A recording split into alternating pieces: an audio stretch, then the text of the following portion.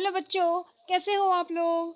तो बच्चों आज आप पढ़ने वाले हो rheostat as a variable resistance and potential divider. सबसे पहले आपने देखना है कि रियोस्टेट खुद क्या चीज़ होती है। ठीक है, तो रियोस्टेट बेसिकली क्या होती है, देखो एक इंसुलेटिंग सा फ्रेम होता है, कोई भी हो सकता है, वुड भी हो सकती है, प्लास्टिक भी हो सकती है। ठीक है, ये इंसुलेटिंग फ्रेम होता है और इसके होते हैं दो टर्मिनल्स। ठीक है, ये वाले। ओके, अब इसके ऊपर आपने एक वायर जो होती है उसको करवाया होता है वाउंड। ठीक है, कैसे, देखो इसके ऊपर एक वायर है, उसको आपने वाउंड कराया हुआ है इन दिस वे।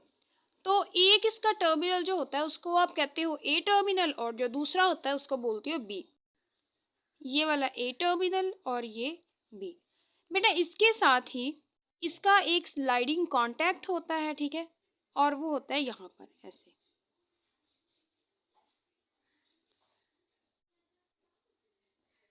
यहाँ पर ठीक है, ये सी होता है। और ये सी जो होता है वो यहाँ से, यानी इस पॉइंट पर इसको आप किसी भी जगह पर किसी भी डायरेक्शन में मूव करा सकते हो।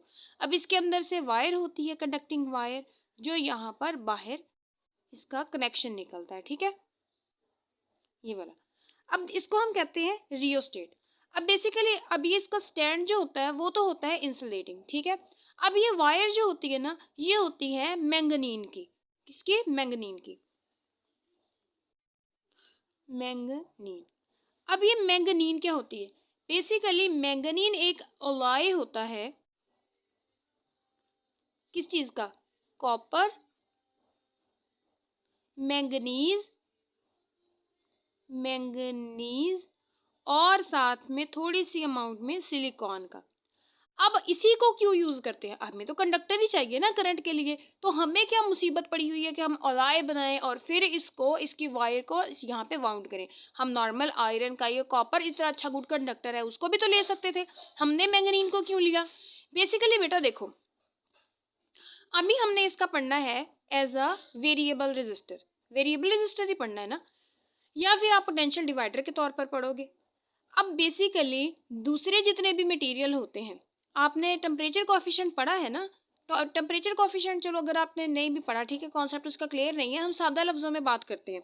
सादा लफ्जों में बात यह है कि अगर आप इसको देखो तो जो बाकी मेटल्स होती हैं ना नॉर्मल, चाहे वो कॉपर हो या फिर आयरन हो, जैसे जैसे टेम्परेचर बढ़ता है वैसे वैसे उनकी रेजिस्टेंस भी चेंज होती है। यानी उनका जो coefficient of thermal coefficient of temperature होता है, sorry resistance, thermal coefficient of resistance होता है, वो क्या होता है, पॉजिटिव होता है। यानी जैसे जैसे टेम्परेचर बढ़ता जाता है, अब आपको पता है ना बेटा कि जब करंट गुजरता है तो थोड़ी देर के बाद रेजिस्टेंस की वजह से जो टेम्परेचर है वो बढ़ता रहता है। तो टेम्परेचर के बढ़ने से उनकी रेजिस्टेंस जो होती है वो भी ज़्यादा हो जाती है। ठीक है, लेकिन ये वाली जो वायर है, मैंगनीज की जो वायर है, ये यानी अलॉय है, इसका, इसकी ये खुसूसियत है। खुसूसियत इसकी क्या है कि इसका टेम्परेचर के बढ़ने के साथ साथ रेजिस्टेंस एक जितनी रहती है। यानी इसकी रेजिस्टेंस खुद की चेंज नहीं होती, चाहे आप कितना ही टाइम इसको यूज करते रहो, कितने ही टाइम इसके अंदर से करंट गुजरता रहे, इसकी जो खुद की रेजिस्टेंस है वो चेंज नहीं होगी बिल्कुल भी। तो चूंकि मेटल्स जो हैं, मेटल्स रेजिस्टेंस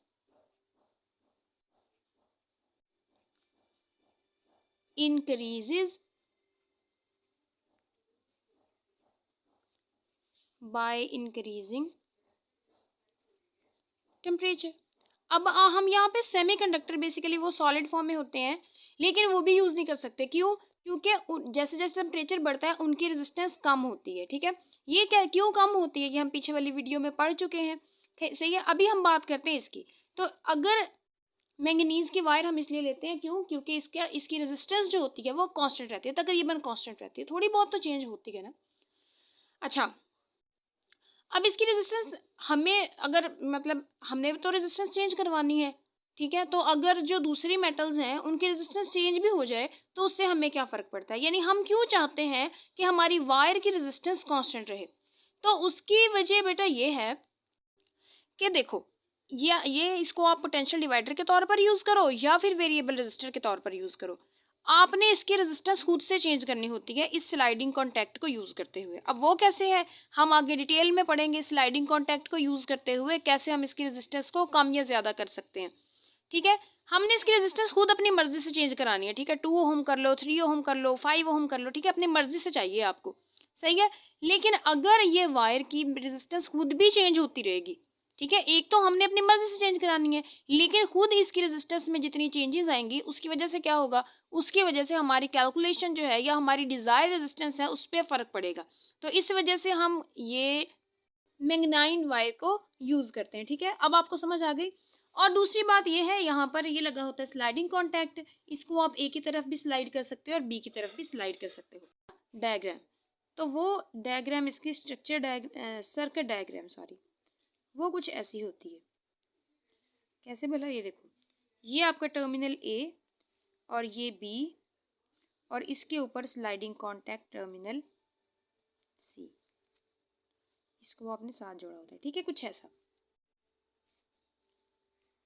ये है आपके स्ट्रक्चर डायग्राम, सर्किट डायग्राम। अच्छा, अब आपने इसको यूज करना है पोटेंशियल डिवाइडर के तौर पर, सॉरी पोटेंशियल डिवाइडर बाद में करेंगे, पहले हम इसको वेरिएबल रेजिस्टर के तौर पर यूज करते हैं। अब वेरिएबल रेजिस्टर के तौर पर क्यों यूज करना है, ताकि आप सर्किट के अंदर जो करंट है उसको अपनी मर्जी से चेंज कर सको। ठीक है, अब करंट को चेंज कर सको तो इस वजह से, अब क्योंकि यहाँ पे ओहम लॉ जो है, Ohm's law,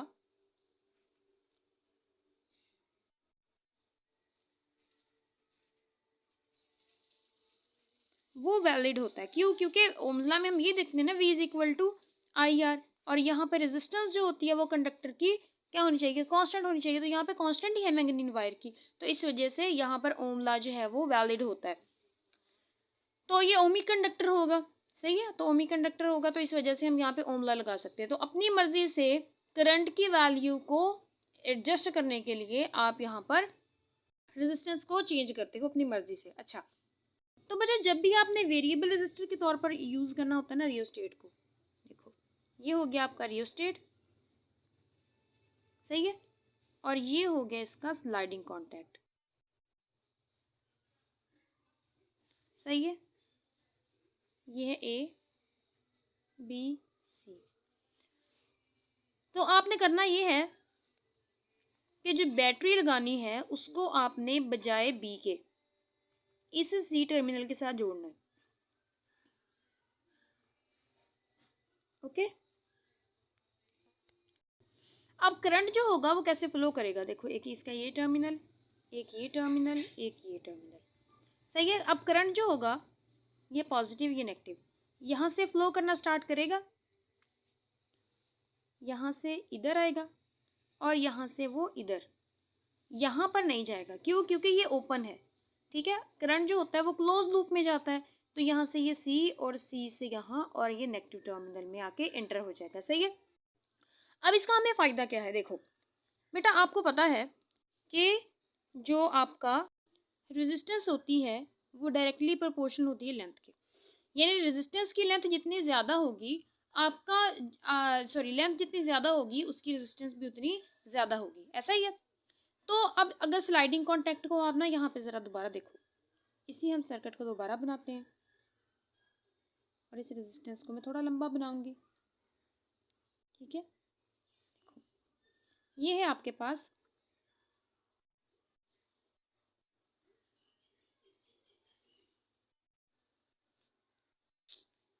this one, okay, ये है आपके पास सर्किट डायग्राम। देखो बेटा ये है आपका सी, अगर तो आपका यानी यहाँ पे पड़ा है, ठीक है, अगर आप इसको थोड़ा सा मूव करा के आगे ले आते हो, ठीक है, यानी इसको मूव कराया, इस कॉन्टैक्ट को उठाकर आप यहाँ पर ले आए हो, ठीक है, तो अभी क्या होगा कि रेजिस्टेंस की लेंथ कितनी है, इतनी, तो अभी रेजिस्टेंस यानी इस रेजिस्टर की लेंथ कम है तो इसकी रेजिस्टेंस भी कम होगी, ऐसा ही है ना। अगर आप इस स्लाइडिंग कॉन्टैक्ट को थोड़ा सा पीछे करते हो, ठीक है, पीछे कैसे, देखो अगर आप इसको इस पॉइंट पर ले आते हो यहाँ पर, तो अभी इसकी लेंथ कितनी हो गई यहाँ से लेकर यहाँ तक, तो अभी रेजिस्टर की लेंथ बढ़ गई है, तो रेजिस्टेंस भी क्या हो जाएगी, इंक्रीज कर जाएगी।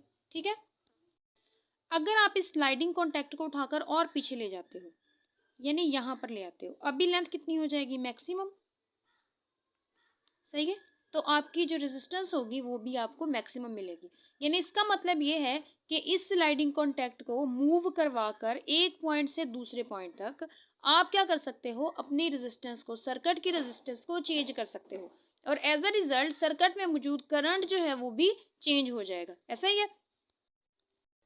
तो इसका मतलब है कि आपका ये जो स्लाइडिंग कॉन्टैक्ट है वो जितना ज़्यादा बी की तरफ मूव करेगा, आपकी जो रेजिस्टेंस है, सर्किट की रेजिस्टेंस उतनी ही ज़्यादा होती जाएगी, उतनी ही ज़्यादा होती जाएगी। सही है। और जितना ये ए की तरफ मूव करेगा, रेजिस्टेंस उतनी ही कम होती जाएगी और करंट उतना ज़्यादा होता जाएगा। तो हम ये देखते हैं कि वेरिएबल रेजिस्टर में आपकी मैक्सिमम रेजिस्टेंस कब होगी। मैक्सिमम रेजिस्टेंस आपकी तब होगी जब आपका sliding contact at point B पर होगा, क्योंकि फिर आपकी मैक्सिमम लेंथ होगी, रेजिस्टर की मैक्सिमम लेंथ होगी ना, तो आपको वहां पर मैक्सिमम रेजिस्टेंस मिलेगी। और जब आपका स्लाइडिंग कॉन्टैक्ट ए पॉइंट पर होगा तो वहां पर आपकी रेजिस्टेंस जो होगी वो जीरो होगी, क्योंकि आपकी जो लेंथ है रेजिस्टर की वो भी जीरो हो गई है। जो अगला टॉपिक जो आपने पढ़ना है वो है rheostat as a potential divider.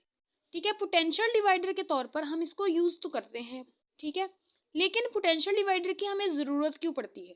सही है, कोई भी चीज़ हम बनाते हैं तो उसकी ज़रूरत होती है ना, तो हमें इसकी क्या ज़रूरत पड़ गई। तो मुझे नाम से जाहिर है कि ये क्या करता है, टोटल पोटेंशियल को डिवाइड कर देता है। तो डिवाइड भी क्यों करता है, देखो, अगर आपके पास 10 वोल्ट की बैटरी है, सही है, और उसके साथ जो चीज़ आपने ऑपरेट करानी है उसको 2 वोल्ट चाहिए, तो आप उसको 10 वोल्ट दे दोगे, करंट ज़्यादा हो जाएगा और चीज़ जलने की बजाय वैसे चल जाएगी, पक्की पक्की चल जाएगी। ठीक है, यानी चल बसेगी वो चीज़ आपकी।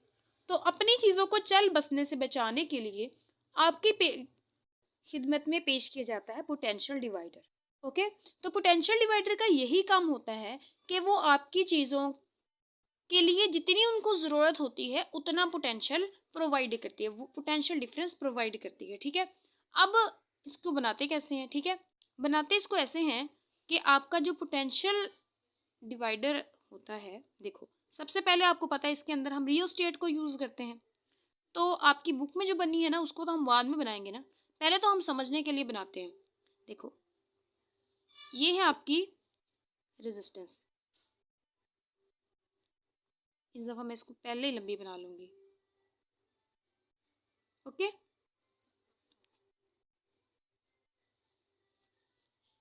ये, और इस पर लगा हुआ है ये हमारा प्यारा से स्लाइडिंग कॉन्टैक्ट। अब इस दफ़ा आपने क्या करना है, इस दफ़ा आपने करना ये है कि अपनी बैटरी जो है उसको इस कॉन्टैक्ट के साथ नहीं लगाना, बल्कि आपने इसको ए और बी टर्मिनल्स की अक्रॉस लगाना है। ठीक है, देखो ऐसे। अब इसको क्यों लगाना है, इसको बैटरी को इन टर्मिनल्स के क्रॉस इसलिए लगाना है ताकि सारे का सारा पोटेंशियल डिफरेंस जो है वो इस सिरे के बराबर हो। अब हमारा काम तो वोल्टेज को डिवाइड करना था, इस रेजिस्टेंस का क्या लेना देना। देखो बेटा, हमें पता है कि हमने जो रेजिस्टेंस बनाई है ना, रेजिस्टर बनाया है, वो किससे बनाया है, मैंगनाइन वायर से बनाया है। मैंगनीन बोल लो, मैंगनाइन बोल लो, कोई भी बोल लो, मटेरियल तो एक ही है ना। ठीक है, तो उससे बनाया है। ओके, उससे बनाने के लिए हमने क्या किया कि मैंगनीन वायर ले ली, और हमें पता है कि उसकी जो रेजिस्टेंस है वो कांस्टेंट रहती है, तो हमें पता है कि ओहम भाई साहब का जो लॉ है वो भी एप्लीकेबल हो जाएगा, और वो है V is equal to I R. Okay, अब आपको पता है बेटा, करंट जो है वो इस पूरी लूप में से ऐसे फ्लो कर रहा है, टिंग टिंग ऐसे। अब करंट तो पूरा ही फ्लो करेगा, क्योंकि इस लूप में से जो फ्लो करना है, करंट तो चेंज नहीं ना होगा। पहले तो करंट क्या था कि देखो, इस लूप में से चेंज हो रहा था, तो जब आप इसको कम या ज्यादा करते थे तो करंट भी इस लूप में से रेजिस्टेंस की वजह से, यानी कम रेजिस्टेंस होती थी तो करंट ज्यादा गुजर जाता था, जब आपने लेंथ ज्यादा कर दी रेजिस्टेंस भी ज्यादा हो गई तो करंट कम हो गया। ठीक है, तब तो करंट जो था वो चेंज होता रहता था। लेकिन अभी क्या है, अभी बेशक आपका स्लाइडिंग कॉन्टैक्ट इधर हो इधर हो इधर हो, कहीं भी हो भैया, कोई फर्क नहीं पड़ता, कोई फर्क नहीं पड़ता। तो इसका मतलब है कि इस पूरी लूप में से करंट तो सेम ही रहेगा। ठीक है, करंट सेम रहेगा तो इसका मतलब है करंट तो कांस्टेंट है ना, तो V यानी पोटेंशियल डिफरेंस जो है वो डायरेक्टली प्रोपोर्शनल है रेजिस्टेंस के। यानी अब आपको पता चल गया कि जितना ज़्यादा रेजिस्टेंस उतना ज़्यादा पोटेंशियल डिफरेंस, और जितना ज़्यादा अब देखो रेजिस्टेंस को कम या ज़्यादा कैसे कर सकते हो वो आप, अब आपने पीछे वाले टॉपिक में ये पढ़ा है कि रेजिस्टेंस जो होती है वो डायरेक्टली प्रोपोर्शनल होती है लेंथ के। तो जैसे जैसे आप लेंथ चेंज करते जाते हो वैसे वैसे रेजिस्टेंस चेंज होती जाती है, और वैसे वैसे पीछे पीछे वोल्टेज चेंज होती रहती है। वही सात समुंदर पार खैर गाने नहीं गाते। अच्छा खैर, तो जी आपके पास रेजिस्टेंस को आपने ऐसे चेंज करना है, पीछे पीछे वोल्टेज चेंज होता रहेगा। और जो भी चीज़ आपने लगानी है, ठीक है, मिसाल के तौर पर आपने अपना पंखा लगा दिया है छोटा सा, तो वो आपने यहाँ पर लगाना है, सही है। तो जितना भी अब पोटेंशियल डिफरेंस इन टर्मिनल्स के अक्रॉस होगा, ठीक है, यानी जिस भी चीज़ को आपने कम या ज़्यादा वोल्टेज देना है उसको आप यहाँ पर इन टर्मिनल्स के साथ अटैच कर देते हो, ठीक है। अब जैसे जैसे आप अपना ये देखो, ये ए है, ये बी है, और ये है सी, तो जैसे जैसे आपका स्लाइडिंग कॉन्टैक्ट बी की तरफ जाता जाएगा रेजिस्टेंस ज़्यादा होती रहेगी और पोटेंशियल भी ज़्यादा होता रहेगा, ठीक है। तो अब होता क्या है कि जितना बैटरी का वोल्टेज है ना उतना उतना इस रेजिस्टेंस पे है, टोटल इस रेजिस्टेंस पे उतना ही वोल्टेज है। ये मैं आपको एंड पे प्रूफ भी करके दिखाऊंगी कि जितना बैटरी का वोल्टेज है उतना ही इस रेजिस्टेंस पे वोल्टेज है, उतना ही पोटेंशियल डिफरेंस इसका है। हमने क्या करना है, और ये बैटरी का सारी का पोटेंशियल डिफरेंस इस रेजिस्टेंस के ऊपर ऐसे डिवाइड हुआ है। जैसे जैसे आप लेंथ चेंज करते जाओगे वैसे वैसे क्या होता जाएगा, वैसे वैसे रेजिस्टेंस चेंज होती जाएगी, रेजिस्टेंस के साथ ही वोल्टेज भी चेंज होता जाएगा, पोटेंशियल डिफरेंस भी चेंज होता जाएगा। तो अभी हम बनाते हैं आपकी द टेक्स्ट बुक डायग्राम।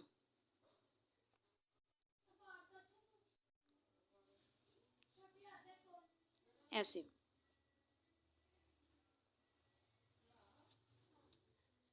अब ये है आपका रियोस्टेट, जैसे मैंने आपको बताया था, इसी को बस टेढ़ा कर दो, टिंग। यहाँ पर है आपकी रेजिस्टेंस,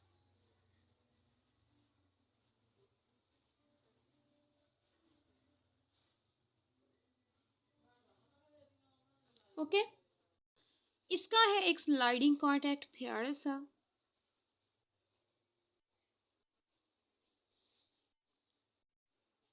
दिस वन इज सी,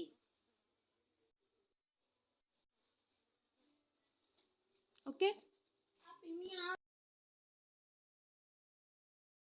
और यहाँ पर देखो, इसको हम थोड़ा सा आगे कर लेते हैं ना, क्योंकि यहाँ पर हमने कोई भी चीज़ लगानी है, ठीक है। अब ये ए है, ये बी है, ये सी है, सही है। अभी देखो कि साथ में आपने कोई भी चीज़ लगा दी, अब आपने देखना है कि उस चीज़ को कितना वोल्टेज मिल रहा है। कितना वोल्टेज मिल रहा है, इतने वोल्टेज मिलेगा ना जितना इस किनारों के इर्द गिर्द है, यानी इस पॉइंट्स के इर्द गिर्द है।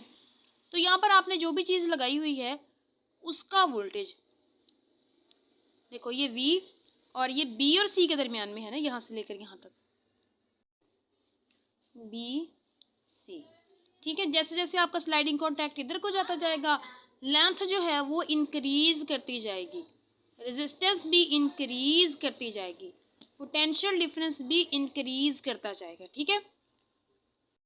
तो अब अगर आप देखो तो इतनी इतनी लेंथ जो है, अगर आप इसकी रेजिस्टेंस यानी बी और स्लाइडिंग कॉन्टैक्ट के दरमियान में जितनी भी रेजिस्टेंस है उसको छोटे वाले आर से शो कर दो, जो टोटल रेजिस्टेंस है इतनी लेंथ की इसको बड़े वाले आर से शो कर दो, सॉरी आर, ठीक है। जितनी इसकी टोटल इसका पोटेंशियल डिफरेंस है टोटल, इसको आप V से शो कर दो, और जो इतना इतने का है वो तो आपको पता है V B C। अब आपने बेसिकली आपका इंटरेस्ट है इतने इतने में, तो अब आपको पता है ओम लॉ तो लग रहा है भैया, तो V B C कितना होगा I और छोटा वाला R।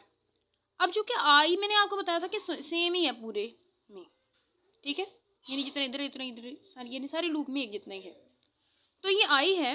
तो अब ये ज़रा देखो V total is equal to I total और R टोटल, तो I टोटल जो है इसको यहाँ पे ला सकते हो आप, V by R equal to current, तो यहाँ पर V बाय R लगा लो, तो V B C यानी इतनी इतनी यानी इतनी इतनी जगह पर जितना पोटेंशियल डिफरेंस है वो किसके बराबर होगा, V by capital R, total potential difference over total resistance, और साथ में ये छोटी वाली यानी जितनी आपकी कॉन्टैक्ट और बी के दरमियान में लेंथ है उसकी रेजिस्टेंस। अब जरा इसको ना आगे पीछे कर लो। आगे पीछे आपने कैसे करना है, स्मॉलर आर ओवर बड़ा वाला आर और साथ में वी। अब इसको देखो जरा, ये आपको बताता है कि आपका पोटेंशियल डिफरेंस कब ज्यादा होगा, कब मैक्सिमम होगा। अगर मैक्सिमम होगा तो कितना होगा, अगर कम होगा तो कितना होगा। देखो बेटा, जैसे जैसे आप आगे की तरफ जाते जाते हो आपकी ये लेंथ जो है वो इंक्रीज करती जाती है, ठीक है, इंक्रीज करती जाती है ना, तो रेजिस्टेंस भी इंक्रीज करती जाती है, मैक्सिमम के पास पास जाती जाती है।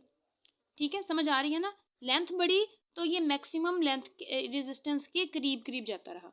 तो व्हेन VBC इज मैक्सिमम, कब ये मैक्सिमम होगी, तो जब आपका ये कॉन्टैक्ट जो है वो A पॉइंट पर होगा। ठीक है, when sliding contact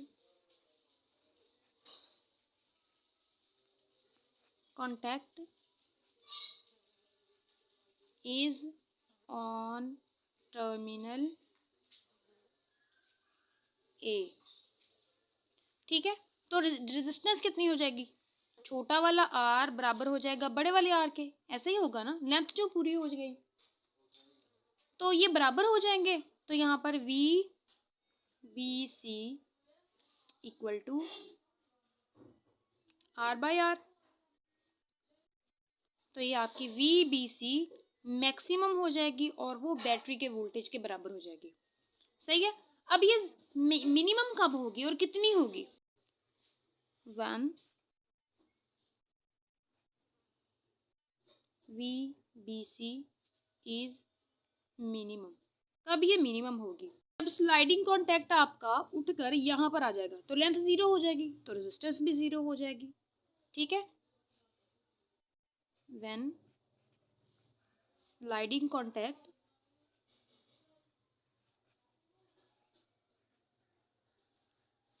is at terminal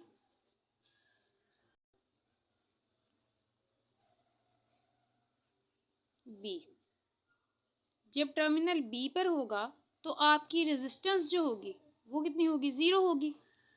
तो VBC कितना होगा, ये भी 0 बाय बड़ा R और साथ में V, तो ये VBC कितना हो जाएगा, 0। सही है, तो बच्चों ये था आज का आपका टॉपिक। होप सो कि आपको समझ आ गई होगी। मिलते हैं अगले लेक्चर में, तब तक के लिए आप अपना ख्याल रखना। अल्लाह हाफिज।